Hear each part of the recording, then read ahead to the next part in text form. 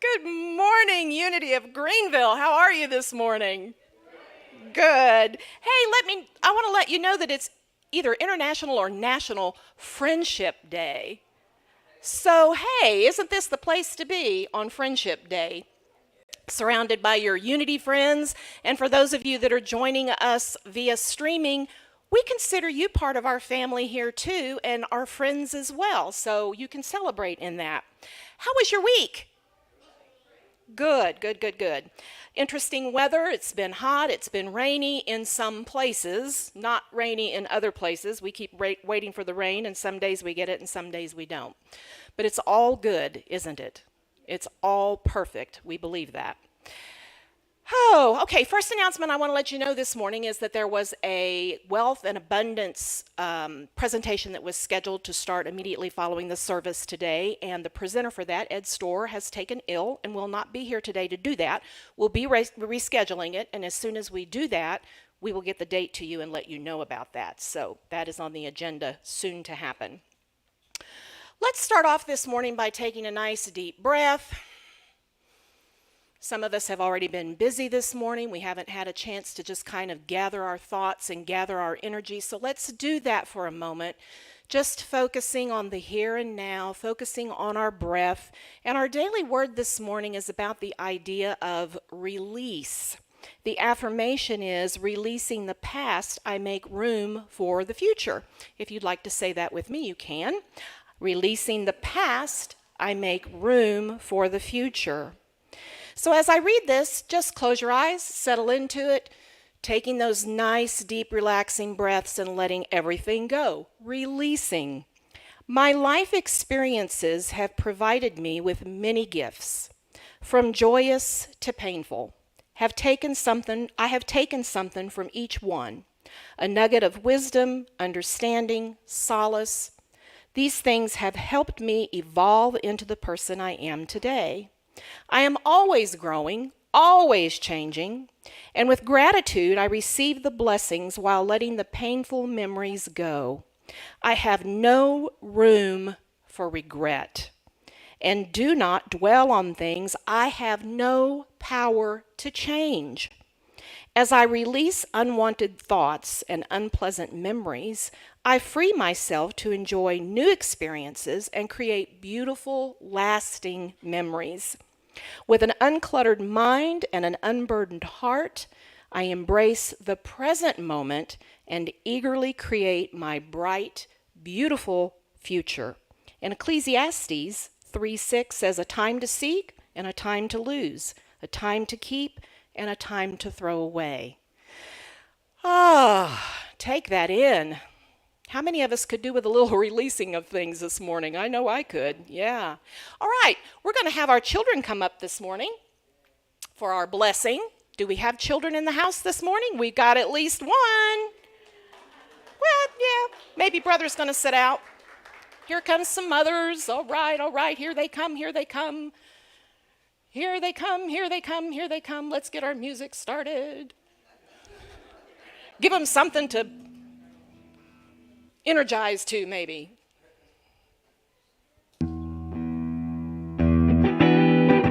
How are you guys this morning? Good? You know this song? Uh-oh. It goes like this. God is, I am, I create, I pray, I act on the truth that I know. God is, I am, I create, I pray, I act on the truth that I know. There is only one God. There is only one love. Hey, I don't know if you guys know it or not, but they do. Nice job. All right, we're going to send you off to your classes now. And with that, we say, we love you, we bless you, we behold the Christ in you, We appreciate you, and we bless your teachers too. And that would be Mr. Gary right back there in the corner. All right. Let me quickly interject at this point, too, while Cheyenne is coming forward. Quickly interject that we are doing a community project of collecting school supplies for the school right over here, the Paris schools over here. And there is a box, 2 boxes actually, out in the lobby with shopping lists attached. Pick up one, take it with you. These are the items that the teachers have requested. So we would like to bless them. That's something that we do every year, try to do it every year. I don't know how many of you realize that most teachers pay for school supplies out of their own pockets. So it's something that we can do easily. Be sure and grab a list. Miss Cheyenne, what you got for us? Hi guys, as she said, I am Cheyenne Welch. I am the president of the YOU here at Unity. I just wanted to let you guys know that there is a poster outside on the bulletin board for a fundraiser we are doing. It is a fall rally fundraiser because we have a rally coming up November 11th through 13th. And basically, there's envelopes attached to it. You just grab an envelope, you put cash or check or whatever you want to do in it. If you do a check, make sure you write it out to Unity Church of Greenville and put in the memos or the notes that it is for the YOU fundraiser for Fall Rally. And yeah, any questions? I think that's it. Just any amount is good with us. Do as much as you can or as little as you can. Anything helps. Thanks, Cheyenne. So it takes a few dollars for each of them to go, and Rally is a life-changing thing for teens. It really is. James and I had the honor of taking the very first group of teenagers to Rally here, and we were amazed at how in-depth the teachings were and the connection with one another. It is really just an awesome experience. So we do what we can to contribute to that. They have to raise a certain amount of funds. The church contributes a certain amount of funds, and then they pay for a certain amount of it out of their own pocket. So we try to hit their account with as much green energy as we can to help send as many of them as want to go off to that, because it is a life-changing event. All right, is everyone good this morning? All right. August is historically a month when we do our prayer chaplain training for our prayer chaplain ministry here at the church. So my mind is on prayer a lot in the months leading up to this event. This year is no different. We're getting ready to do training here in just a couple of weeks for our new prayer chaplains that are coming on and for our existing prayer chaplains. And I made a comment a couple of weeks ago, some of you may have remembered it. I said, if you are afraid of prayer, you don't understand prayer, this would be a great program for you to join. And there was laughter, and rightly so. But I really am serious about the idea that there is a certain amount of sometimes tension or just downright fearfulness that surrounds the idea of praying, and especially if it means praying with another person or praying out loud. Oh, God forbid that I have to pray out loud. How many of you have ever been hit with that kind of like, I don't know. So anyway, James and I are going to take the next several weeks to talk about the idea of prayer. And what I'm going to do this morning is I'm going to kind of lay out a little guide, a little outline for what prayer is, what's the purpose of prayer, and I'm just going to give you one example of a kind of like a 6-step prayer that you can follow to formulate your own prayers. Because I think there's a lot of misunderstanding and misconceptions about prayer. How do I pray? Why do I pray? When do I pray? Can I pray for other people? Should I pray just for myself? It's a lot of stuff that we're gonna cover, and I would like to invite you, if you have questions specifically about prayer, drop them in the Facebook thread or send an email to the church at unitygreenville@gmail.com and let us know what you would like to have addressed, so that as we plan the lessons over the course of the next few weeks, we can make sure that we address the questions that you have about it, okay? So how many of you started out your childhood with this prayer? Now I lay me down to sleep. I pray the Lord my soul to keep. If I should die before I wake, I pray the Lord my soul to take. My goodness, what a heavy load for a little child. And that's our first introduction to prayer, right? Whew. Yeah, so I think I probably, like everyone else, kind of started out with that prayer. And then, I kind of got the idea that, well, I want things, and I think I'm supposed to pray that I get things. So the next kind of prayer that was formulated was for the new wagon, the new toy. God, God give me a new wagon, whatever the case may be, a new Barbie doll in my case. And then you get a little bit older and the prayer evolves. When I was in high school, the prayer might have been something like, oh God, please let that boy like me, right? I don't know what prayers these days are. Maybe it's more about let me get 10,000 hits on social media. I don't know. Things have changed. But you get the idea. There's that, it's all about, still about kind of what I can get, what asking for things, and sometimes not in the best of ways. And then, of course, we get older, and those prayers evolve into, Lord, get me out of this situation. If you'll just get me out of this one situation, right? Or I need this bill paid. Or still we have this idea that prayer is just about putting out kind of our shopping list. It becomes a shopping list, just asking for things. But I'm here to let you know this morning that prayer is not a shopping list. Myrtle Fillmore, one of the co-founder, her and Charles of Unity, said that prayer is the most effective method of renewal and transformation because in prayer we associate with God and not with the problem. So see, a lot of times we get into prayer and we go through what the problem is, don't we? We unpack the problem to God, to Spirit, as if he, she, it doesn't already know. We have to lay out our case. But really the idea of prayer is about practicing setting intention.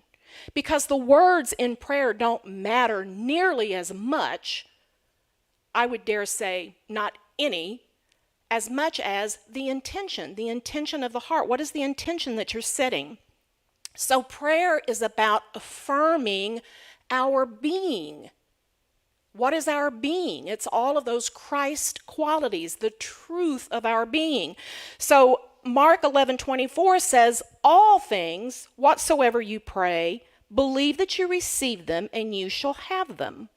And then Matthew 6:8 says, your Father knows what things you have need of before you ask.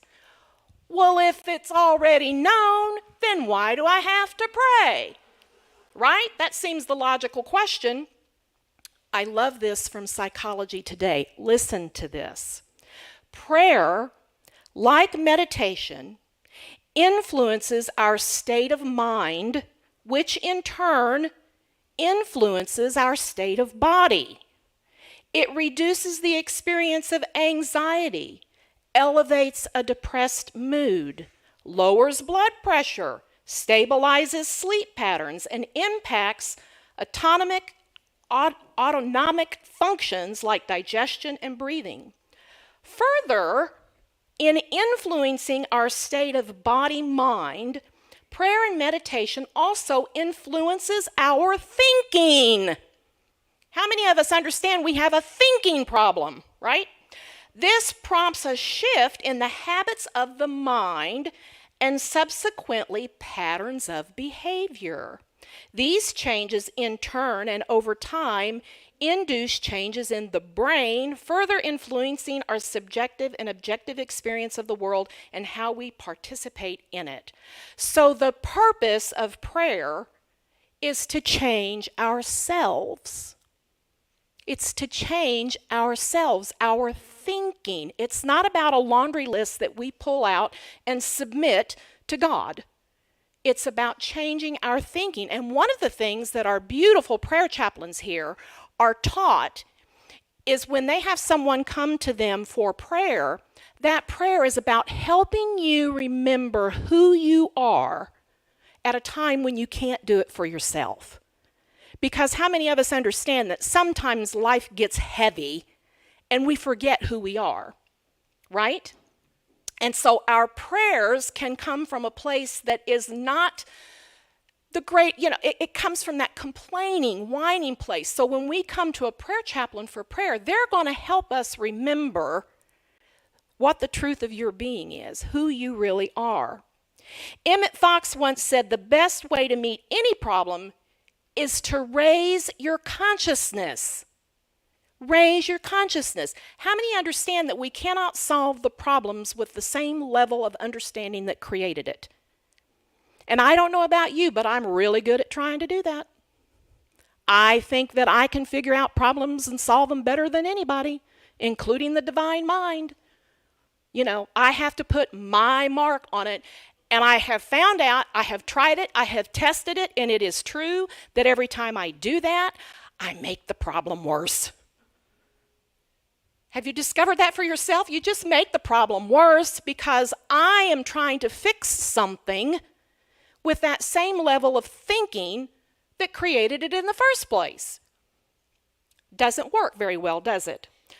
So how do I pray? How can I approach prayer in a different way?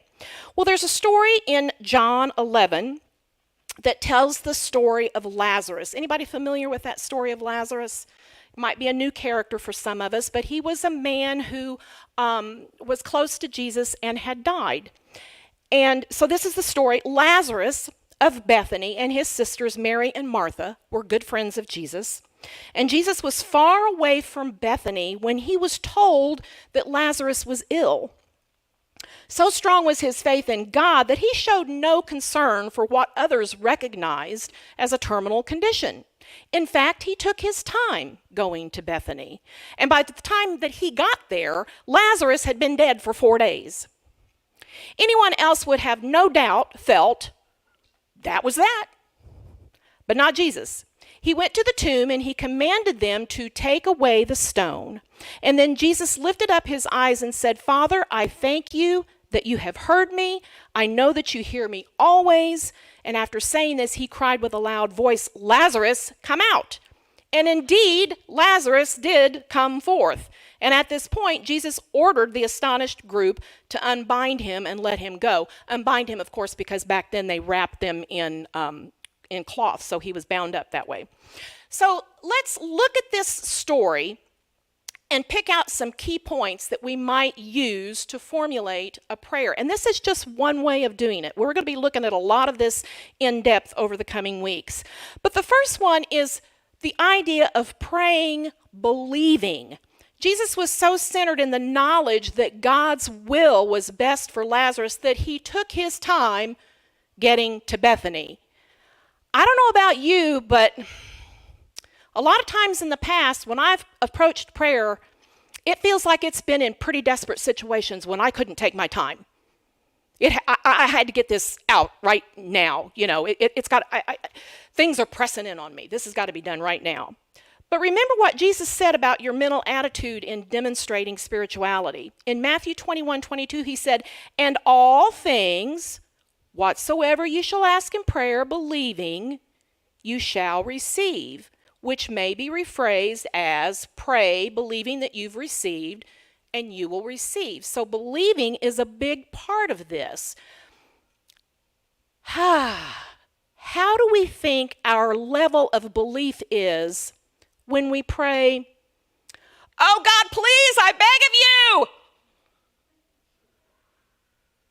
Not too high, right? That's those prayers of supplication and begging. And really it's because we feel unworthy, right? We have to beg. Or how about this one? God, you are so great, so good, so wonderful. Grant me this thing. That really is all about manipulation, kind of. We're kind of like trying to praise, adore. It's kind of meant to soften what we view as a wrathful and angry God, appealing to the ego, right, of some being, arrogant God, I guess. What about this one? I've done this one, I am ashamed to say, more than one time in my life. I will do this if you will do that. If you get me out of this mess, I promise I will go to church every Sunday, right? Right? So really, this is kind of like we're treating God as a merchant and we're selling favors, right? Selling favors to the highest bidder. Or what about this one? Repeating the same prayer over and over and over and over, like the nagging child pulling at mommy's, apron. Mommy, mommy, mommy, mommy. God, God, God, God. I don't think you heard me the first time. God, God, right? Over and over and over, just that nagging as if we have to get God's attention. These are all what I would call misguided prayers. All of these ascribe human qualities to a spirit because God is spirit, right? And we don't communicate those kinds of things with a God that doesn't have human qualities. It's not as if God can be swayed to love you more than he or she already does. We can't influence God to be more God-like, right? God's not a person having life, having love. God is life, love. Can't help but be those things. So we don't have to plead. We don't have to beg. We don't have to negotiate. We don't have to try to charm our way into God's good graces. We don't have to do any of that. We simply need to believe that what we ask for, we get. How many understand that that takes time to develop that kind of belief? Right? For some of us, it takes time to develop that. Step 2, I would say, is to become your prayer. He said, take away the stone. In other words, take action, do something. Sometimes we formulate a prayer. I have a phone bill that's due Friday, and I need $113 in my account, God. Okay. Well, I have not experienced $113 just miraculously popping into my account necessarily. Oftentimes it comes through some action that I'm prompted by Spirit to do. Taking the action.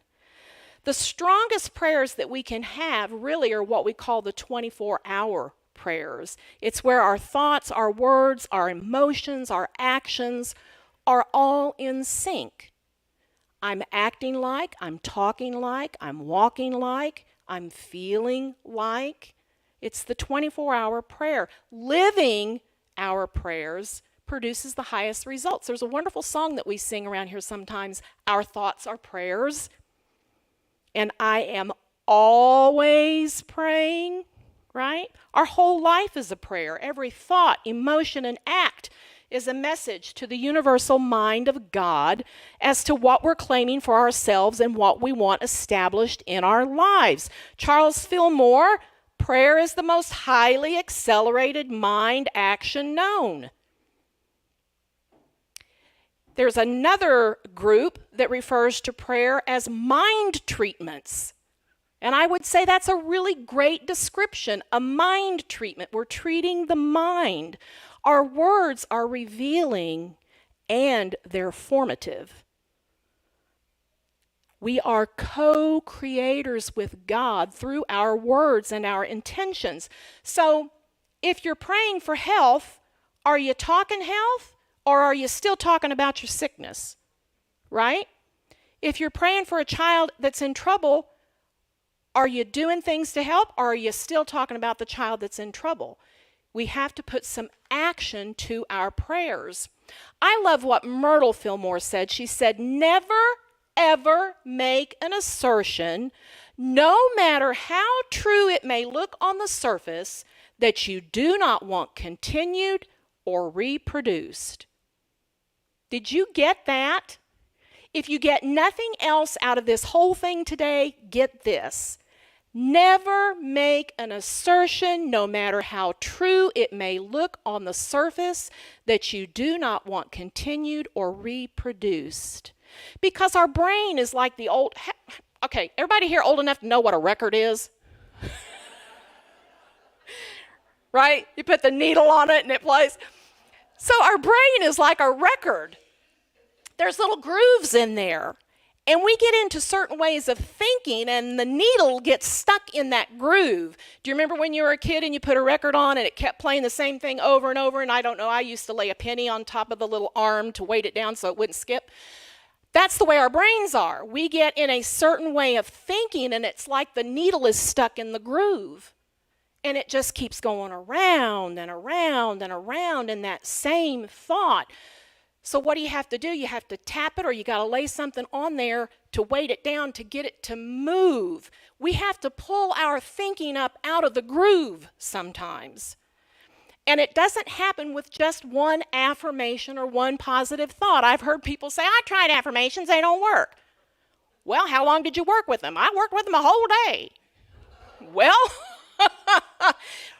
the grooves are deep, my friends. Sometimes it takes a while to work ourselves out of a certain way of thinking and propel ourselves into a new way of thinking. So that's what prayer does for us. That's the practice of prayer, really, is getting up out of that groove, changing our thinking. Henry David Thoreau said, "As a single footstep will not make a path on the earth, so a single thought will not make a pathway in the mind.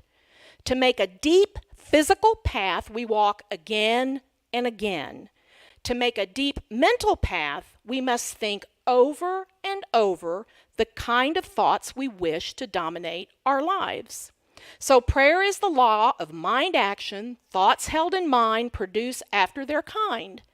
So if you are feeding on garbage all week long, what are you going to produce in your life? Garbage. Garbage in, garbage out. If you want to raise what you're experiencing in your life, raise your consciousness, then you're going to have to feed on different stuff, right? Put more high quality stuff in so that more high quality thinking comes out. When we get in that place where all we're doing is taking in what I would call low energy or low vibration, negative type of stuff, that's what we wind up putting out, and we actually wind up attracting more of that stuff to ourselves. Yeah? Yeah. So affirmative prayer is something that we use in Unity, that we teach and believe. Unity is actually built on the idea of affirmative prayer. And it's the highest use of prayer, and we use it to announce our intention of opening up to God's will and God's good. And part of what we do when we pray is we say this or something better, because I have prayed for things in the past that I thought was the right thing. And then it doesn't happen, and I'm like, well, God didn't answer that prayer. He failed me again. Yada, yada, yada. Whine, whine, whine. And then 4 or 5 years down the road, I go, man, am I glad that didn't happen. Because if that had happened, oh my goodness. But see, we're back to that. I think I know better for myself than anybody else. And maybe I do more than anybody else. But I don't know better for my life than Spirit, right? And Spirit can solve those problems better than I can, because there's a different level of energy there. So there's a beautiful story of the clay Buddha. You guys familiar with that story? So over 300 years ago, the Burmese army had planned to attack and invade Thailand. And at the time, the country was known as Siam, and these monks in Siam were in possession of this huge, amazing Buddha statue. It's over 10 feet tall, it weighs in excess of 2.5 tons, and it's made of solid gold. And when they heard that the invaders were coming, they knew that it would be destroyed or that they would take it for their own. So they decided that they were going to cover it up with mud, and they put like 12 inches of clay on this Buddha. And unfortunately, all of the monks in the village were killed, and so no one knew that this huge Buddha, clay Buddha, actually was covering up this solid gold Buddha. And it wasn't until much, much later, like in the 50s, that the monastery that was there wanted to relocate this. And when they brought in forklifts, I guess, to relocate it. But anyway, the monks covered it to keep, because it started raining, and they covered it to keep the rain off of it. And one of the monks went out in the night and shined his flashlight to check on it and just make sure that it was still safe. And it shone. The light went in there and something reflected back. It wasn't clay. And that's when they discovered that this actually was this solid gold Buddha. And that is so much like we are. We're the solid gold inside, but we have the exterior clay of all of life's stuff. Because life is full of stuff, right? And we get covered up and we forget who we really are. That really we are the golden Buddha. That we are worth so much. That we are divine beings. So the prayer helps us uncover, chip away that clay and get to the beautiful essence of who we really are. Charles Fillmore said, "We are all in our personality wearing the mask that conceals the real, the spiritual, the I am." I am is a very powerful statement. Don't put anything following I am that you don't want to be, because that's a declarative thing. I am this. I am love. I am life. I am wisdom. I am. Don't put anything after that you don't want. You claim your divine identity moment by moment, choice by choice, and what you know yourself to be in any given moment determines how you approach prayer. That's why it's important to feed on the good stuff and elevate our consciousness. We want to apply this same practice when we're praying for other people. It's hard to pray for someone when you don't recognize them as the God being that they are. Sometimes that's what we have to do to get that pump primed so that we can see them that way. So there was a question last week in the Q&A about, or maybe it was the last one we had about, praying for someone that you don't get along with. Well, one of the best ways you can do that, or how do you get along with someone? And one of the best ways you can do that is to pray for them.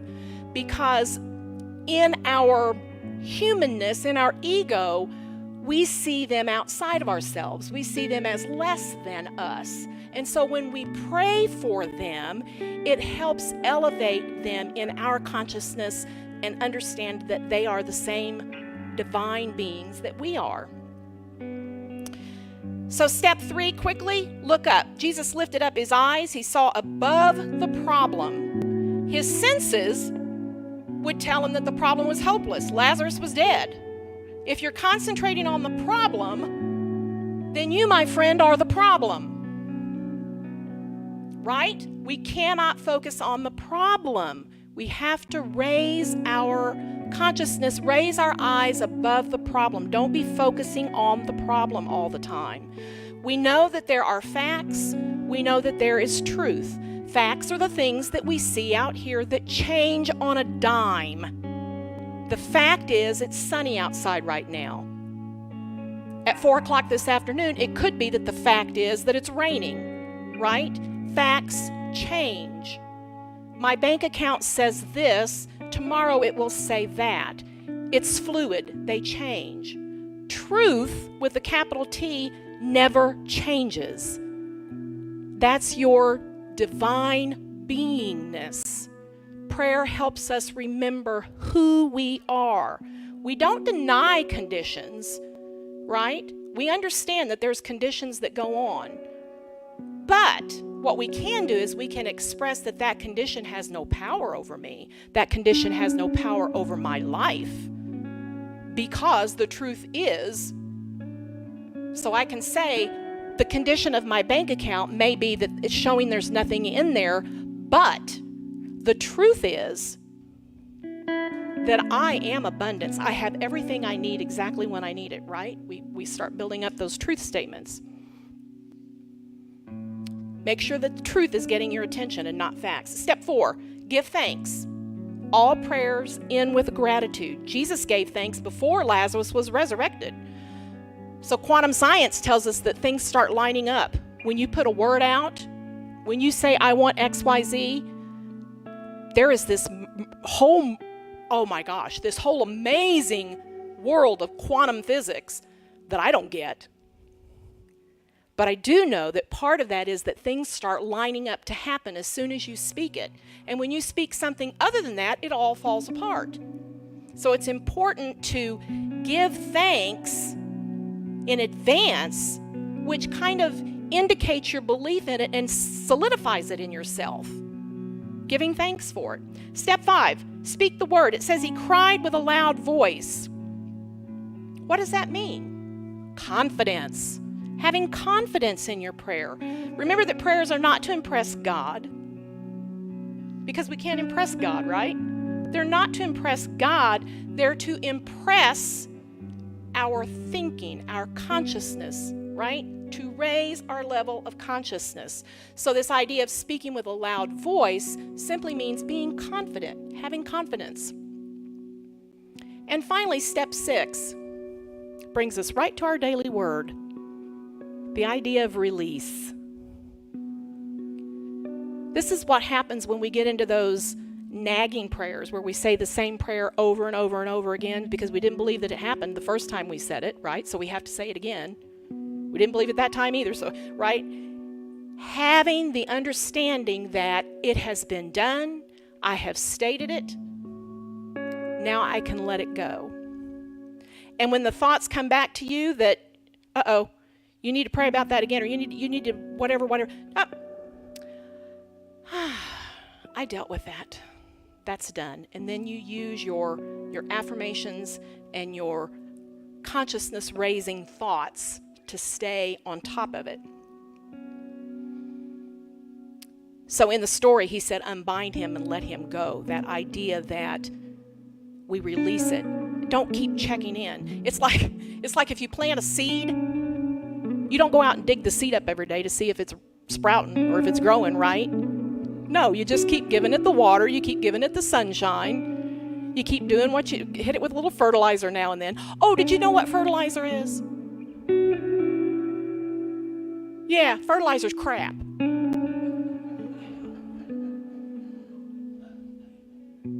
So see, we hit the seed. Our lives, we got the sun, we got the rain. We get a little crap now and then too. Right? And it's good because it helps us. It helps us grow. We don't like it, but it helps us grow. Right? So prayer is the deliberate activity of recognizing our oneness with God. Prayer is the activity of raising our consciousness.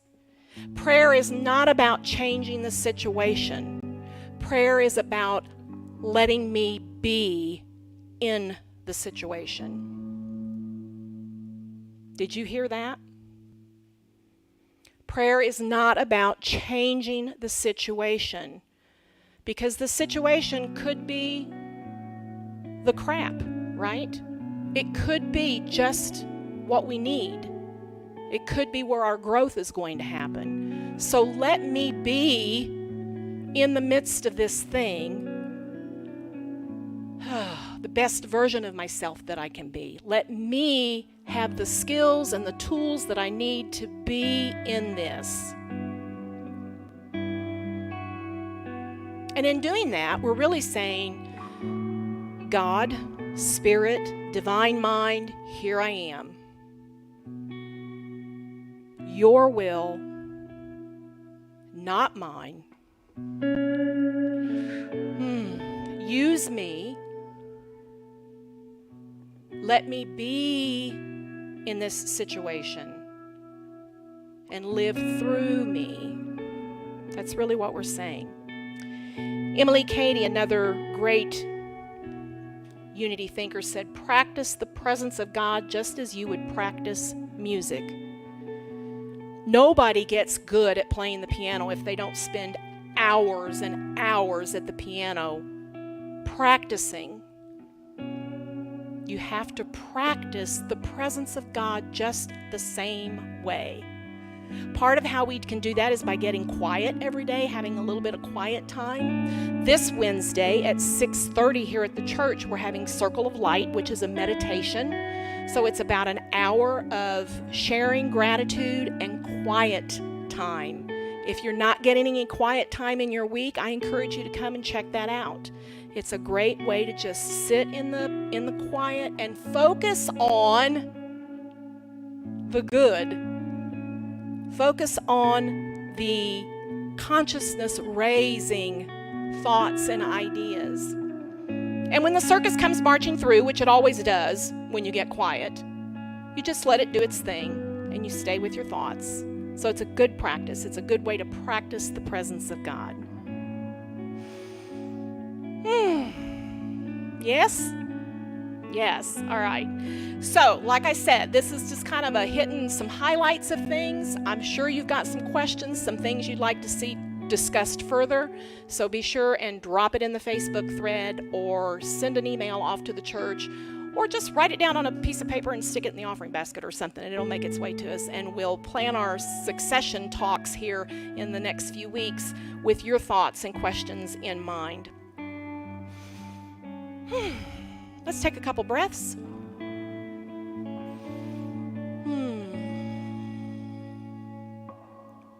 We're going to move into our meditation time. So I want to invite you to just get comfortable. Bringing all of your attention and focus to the here and the now.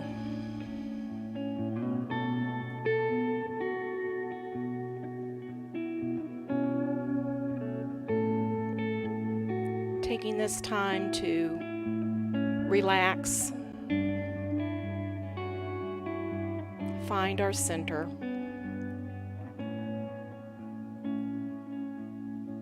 Focus on your breath for a moment and notice how it goes in and out.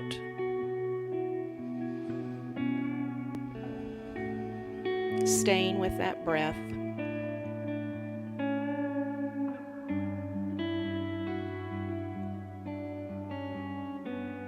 And as you let the mind get still, the body will begin to relax on its own.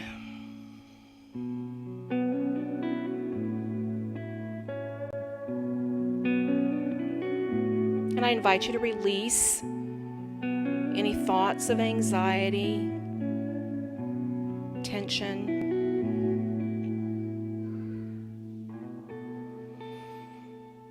And use these quiet moments to become present and aware of the Spirit within.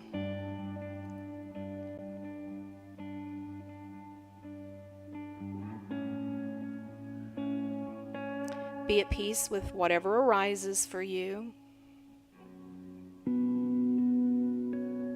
Remembering that you're more than a physical body. You're a spiritual being made of energy, light.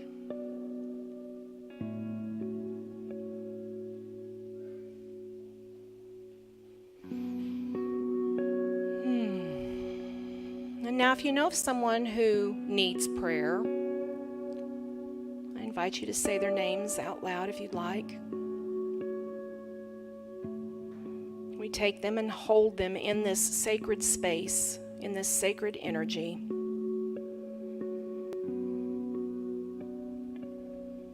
And we hold those good and positive thoughts on their behalf.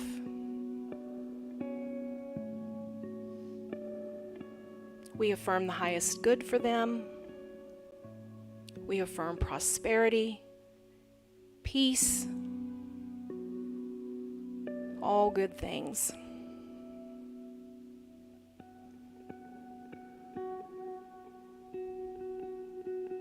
let's hold the space for our world and all the people around the world.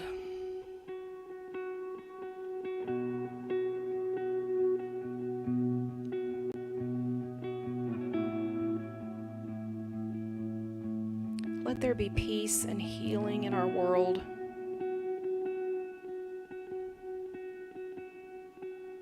Let there be joy and happiness and prosperity and every good thing.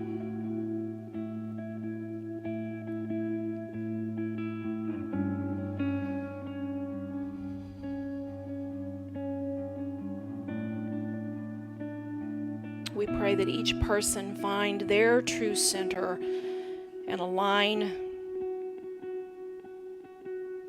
with all of the creation to bring forth the manifestation of a world that works for all.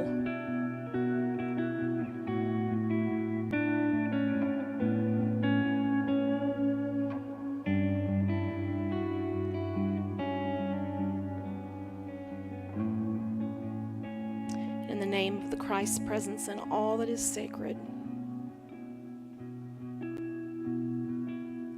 let's just hold a couple of moments in this sacred space, in this sacred silence.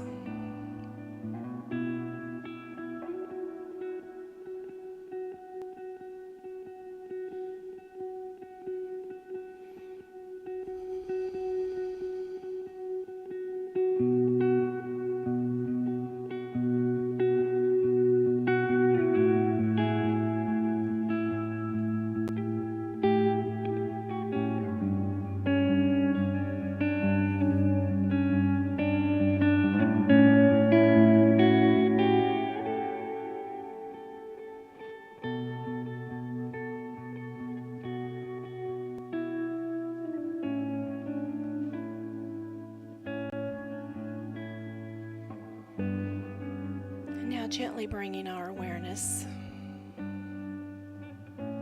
to the present time and space. Taking a couple more nice deep breaths. We say thank you, Spirit, and so it is.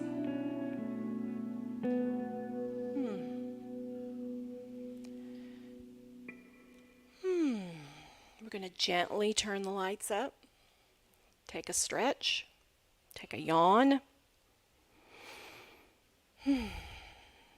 Thank you, Chris, for the beautiful music this morning.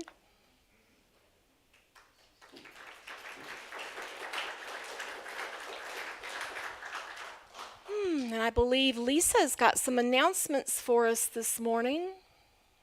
Let's give her our focus and attention. I know it's easy to let our attention wander, but she has important things for us this morning. Thank you. Good morning, everybody. My name is Lisa Munoz, and it's my joy to serve as your platform assistant this morning. So this is the time of our service when we have our offerings. I'm going to ask the ushers to prepare now to receive that. This is the time in our service where each person has the opportunity to give financial support to our Unity mission. These funds go to ensure that we have all we need to support spiritual growth for our community and to maintain our beautiful campus. Your giving truly makes a difference, and we appreciate your gifts. We ask everyone to consider being a consistent giver. This consistency is the key to our prosperity. For our online community, please go to our website at unitychurchofgreenville.org and donate now. We also have text to give, which is a really easy way to make your gift as well.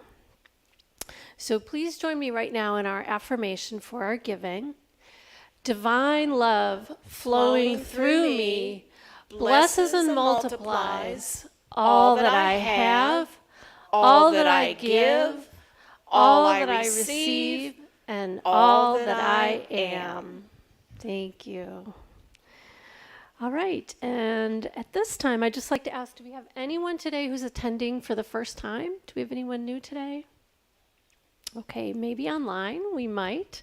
We just want to we want to welcome everybody. And if there is anyone new online, please get in touch with us through our email. We have a wonderful connection packet that we can send you, and we'd love to learn more about you as well. We have some openings right now for sacred service. So we have a great team of volunteers that help us in so many ways, but we do have some openings. So we would like to ask you to connect with Jim Hall, who's also helping with the offering right now. He's our sacred service coordinator. So if you have some time or talent or something that you want to see done that you'd like to help us achieve, talk to Jim, and we'd love to have you help us join our great team of volunteers. We also are planning a yard sale coming up sometime this fall. And we're looking for people who want to serve on the team that's going to organize this event. So if that's something that interests you and you'd like to help us organize that yard sale, please talk to Leah after the service. We'd love to have you join that team. Just have to flip my page and tell you that we have lots of activities online and in person each week. So we have this little flyer ready to go if you want to take one of these and mark your calendar. We have offerings online and in person every week, all different kinds of things. Leah already mentioned the Wednesday evening meditation, Circle of Light, led by Reverend James, but there's lots of other meetings, activities, and groups. So the best thing to do is take this home with you, read this, or go ahead and look at the website online. Everything is listed there. And if you have any questions about anything coming up, just reach out to the office. They'd love to help you with that. One other thing I'd like you to know is this September, coming up in September 20th through the 23rd, our annual retreat is coming. And this year the title is The Art of Spiritual Transformation, Saying Yes to Change. So it's going to be at the beautiful Lake Junaluska Conference and Retreat Center in Western North Carolina. And all the details are on the UMAS website, which is a different organization than our church. Is there a link on our website as well? Okay, so you can go to either place, but I think you'll actually be registering through the UMAS website. But that's linked on our website. So, and if you have questions, let us know. All right, if we can just give thanks right now to all our volunteers who helped for today's service, that would be great. Thank you, everybody. And lastly, I just want to ask if there's anyone in need of prayer today. We talked a lot about prayer. We heard about prayer. But if you have a prayer need pressing today, we want to know and we want to be able to support you. We have a prayer request box in the back, so you can let us know your prayer. You can also email to ask for prayer support. And of course, we want you to know that you can always contact the Silent Unity Prayer Service 24/7 through Silent Unity, and that's available by telephone, by website, by app. It's easy, just Google it, you can find it, or we'll help you connect with that. But that's an amazing service for all of us 24/7, so we want you to be aware of that. And that's it for this week. Thank you. Thank you, Lisa. So, with this idea of prayer, if anyone is motivated to step into the arena of becoming a prayer chaplain, you still have a very short amount of time. There's a very small window. You can still get in on that. If you're interested, be sure and see me and let me know. Also, I just want to make you aware that because you don't know if we don't tell you, and July, our offerings were really down. It's the summer, people are traveling. So what I want you to do is to remember that step about affirming, and affirm that Unity of Greenville is financially prosperous. And we affirm that so that we can do all the programs and do all the things that we want to do and reach out into our community more and be a light here in Greenville. So, and remember the other piece of that step of prayer about action, that's on you. So if you can help in any way, know that we appreciate that. And we so appreciate everything you give and you do, all of the volunteers, all the financial support. We wouldn't be here without it. So we are so very grateful. Thank you so very much. Let's stand and do our last closing prayer of protection.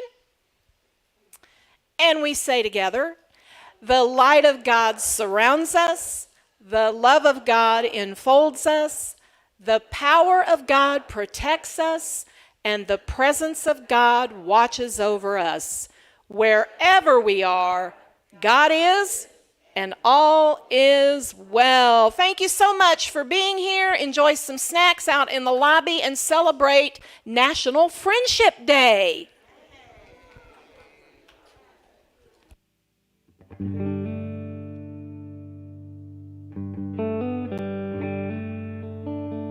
And don't forget to pick up your shopping list for school supplies.